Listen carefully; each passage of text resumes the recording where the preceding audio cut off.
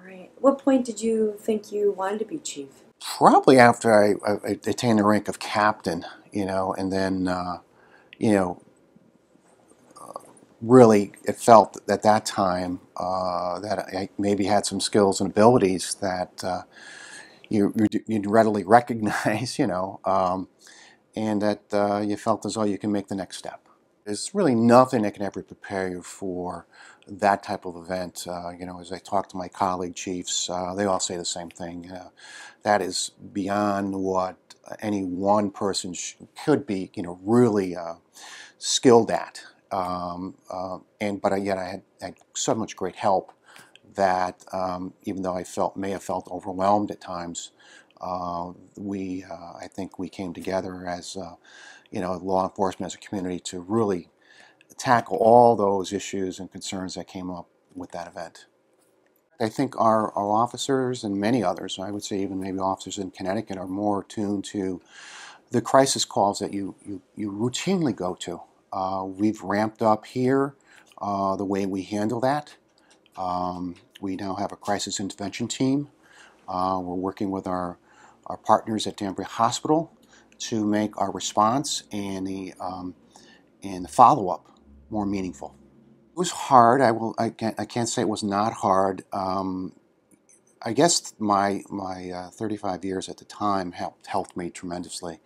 You go through events. Was why I call them events. And it may be something unfortunate happening to a person, whether their house is burglarized, whether they were sexually assaulted, or even murdered. You go through those events, and you say there's always there's a period afterwards where you've done all you could do to investigate it, to help the families, to help the victims, to help the community. That's what I kept looking at here. I just kept saying, listen, there's a bunch of jobs to do here, a bunch of tasks to get done, and I just kept thinking there's going to be an end to this at some point in time. So you work very hard just to get to that point where you take a deep breath. We're better equipped to handle it today than we were 2 years ago. There's no doubt about it.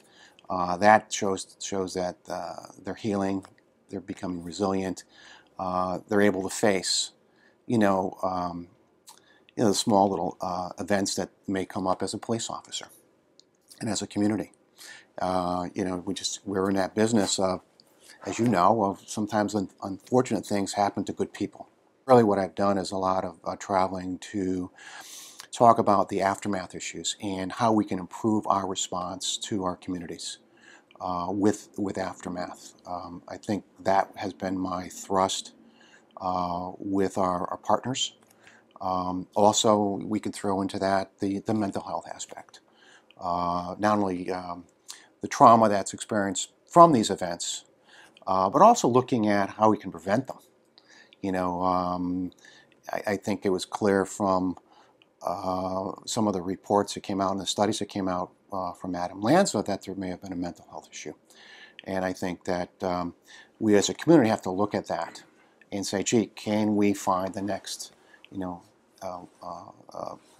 person that may want to do this and prevent it. I had thought about retiring before Sandy Hook, but I recognized that after that event, there was new challenges and some new responsibilities.